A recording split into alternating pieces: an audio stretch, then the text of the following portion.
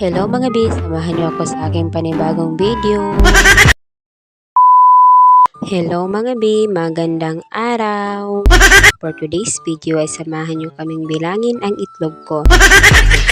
So yun nga mga B, umuwi nga ang bebe ko kagabi at may dala siyang maraming mga itlog. Marami talaga siya mga B. As in. So yun nga mga B, yung bebe ko pala ay nagtatrabaho siya sa farm. Yung may mga manok. Tapos mga B, ito ay dinala niya. Yung mga nilalagay sa lalagyan mga B na mga itlog ay nabiak na po yan. Kaya po nilalagay dyan.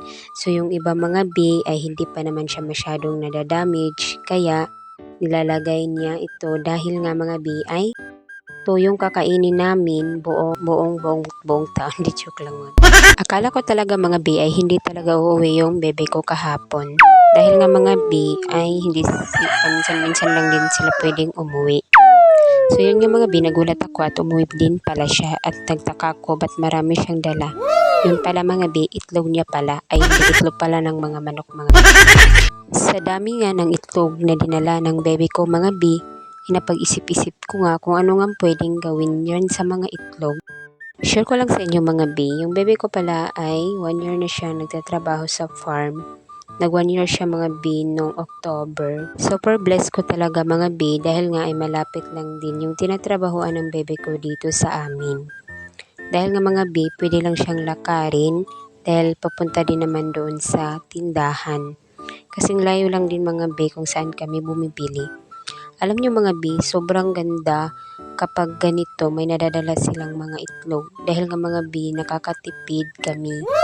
Oo mga B, nakakatipid kami. Hindi naman sa araw-araw talaga na itlog, pero nasayo naman yan mga B kung paano mo lulutuin yung mga itlog. Nasayo yan kung paano mo siya gamitin, paano mo siya lagyan ng kung ano-ano para naman maging masarap yung ulam nyo.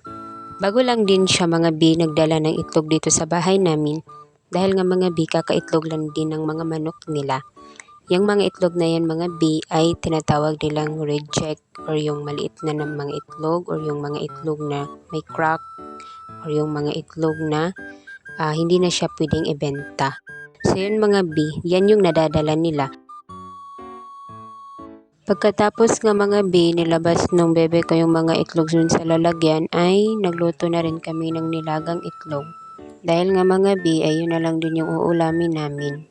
Nasasarapan talaga ako mga B kapag nilalaga yung itlog. Dahil nga mga B ay mahilig ako sa toyo. Which is hindi naman sobrang daming toyo mga B dahil nga ay iniiwasan ko din yun. Pero mga B, bago lang din siya nagdala ng itlog dito. Kaya excited na ako mga B na kumain ng itlog at lagyan ng toyo. Sobrang sarap talaga niyan mga B.